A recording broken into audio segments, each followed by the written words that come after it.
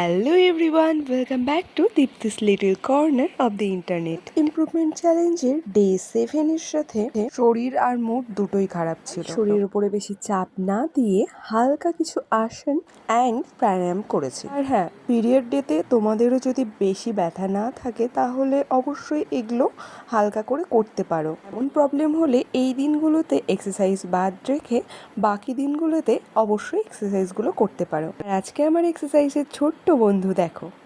আর হ্যাঁ, যাদের যাদের কোমরে ব্যথা রয়েছে তারা কিন্তু এই এক্সারসাইজগুলো করতে পারো, দেখবে অনেকটা রিলিফ পাবে। এটা ছিল ক্যাট অ্যান্ড কাউ পোজের। শ্বাস ছাড়তে ছাড়তে মাথাটা নামাতে হবে আর শ্বাস নিতে নিতে আবারও মাথা তুলতে হবে। এরপর করছিলাম চাইল্ড পোজ।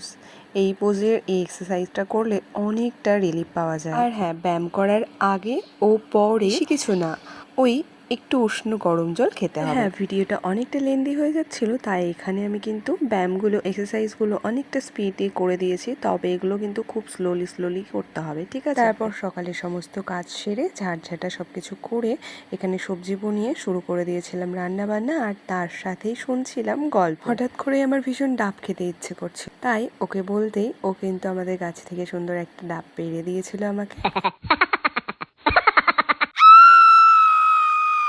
সন্ধেবেলা এগরোল খেয়ে বসেছিলাম একটু পড়তে, দেন ভাত রান্না করছিলাম, রান্না করতে করতেও নোট লিখছিলাম। আর এখানে সর্ষে বাটা দিয়ে কুমড়োর শাক রান্না করছিলাম, ছিল একটা ভাজা আর ভাত। রান্না বান্না হয়ে গেলে বসেছিলাম একটু কলকা প্র্যাকটিস করতে, দেন ব্রাশ করে আজকের মতো গুড নাইট।